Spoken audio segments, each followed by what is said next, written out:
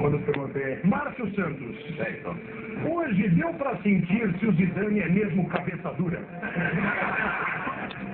Não, o Zidane, ele foi sempre cabeça dura, jogou 2 anos com ele, e ele é meio estourado mesmo. Então isso aí que ele fez na Copa pra mim não é novidade não, porque no treino ele fazia isso também lá no Bordeaux.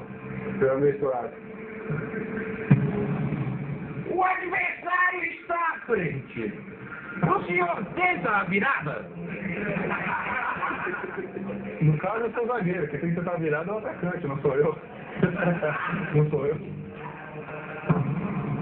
Polêmica. A seleção de 94 tinha algum atleta heterossexual? Tinham todos. Todos. O goleirão mete a boca. O zagueiro pode endurecer? Pode endurecer, tem que meter a boca e dar falhar, né? Depois de ir pro clube. Com certeza. Mas quando o Tafarel não pegava direito, você reclamava?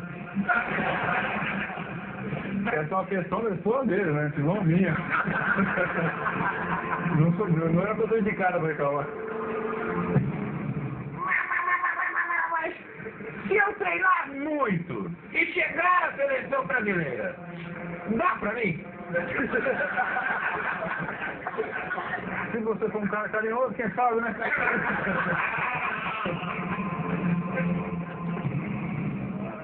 Todo ano, o cidadão tem que declarar o imposto de renda.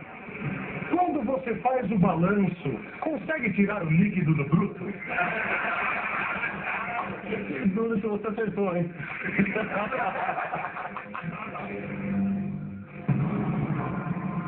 Ao errar um pênalti, o atleta suplica. Desculpe, então. Desculpa, então, é uma boa resposta essa, mas são coisas do futebol, né? Acontece. Márcio Santos, na seleção do Tetra, quem metia mais o dedo? Barreira ou Zagallo? Cada um tem o seu quarto de concentração, né? Os dois não tem que desviar o quarto deles.